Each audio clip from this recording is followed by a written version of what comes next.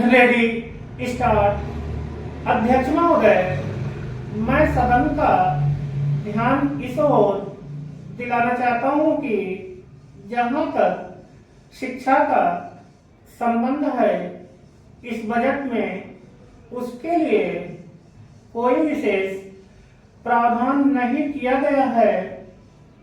मैं ऐसा भी नहीं कहना चाहता हूं कि अधिक से अधिक स्कूल खोले जाएं। इससे मेरा तात्पर्य यह है कि जितने भी स्कूल हैं उनमें ही सभी तरह की सुविधाएं होनी चाहिए।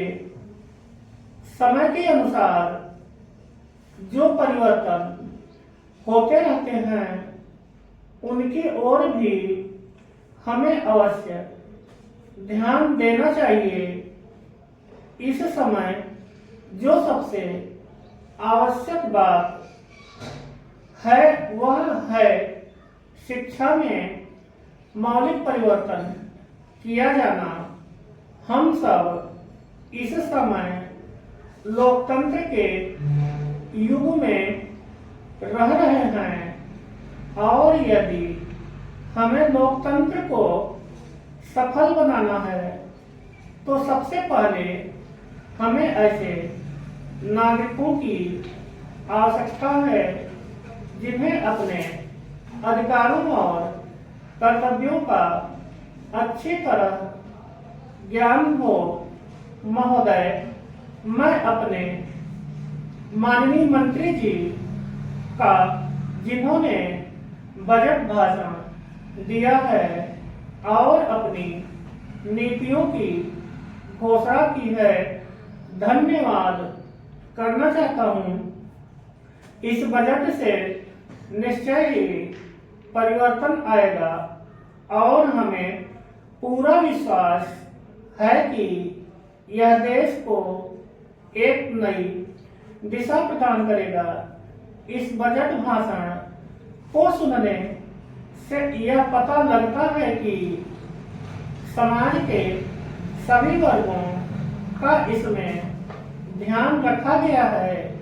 भारतवर्ष एक कृषि प्रधान देश है और मैं यह समझता हूं कि इस बजट को तैयार करते समय यह पूरी कोशिश की गई है कि इससे ग्रामीण अर्थव्यवस्था को पूरा बल मिल सके।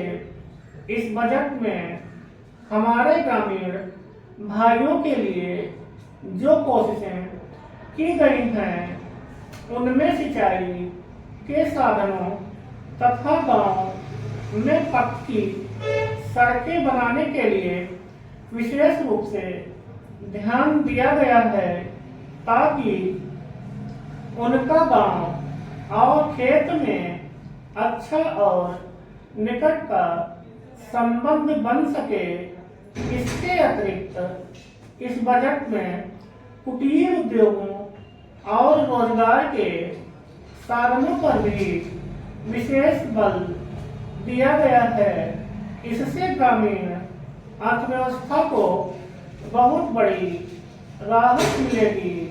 महोदय, इस अवसर पर मैं इस बात की ओर आपका ध्यान आकर्षित करना चाहता हूँ।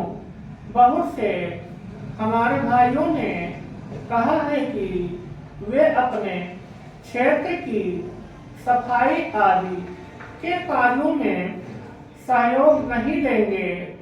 मैं इससे भली भांति परिचित हूँ कि राजनीतिक दल स्वास्थ्य के विषय में ध्यान रखते हैं क्योंकि यह एक बहुत ही आवश्यक कार्य है। इसमें राजनीति का कोई रंग नहीं आना चाहिए, ऐसी मेरी आशा है।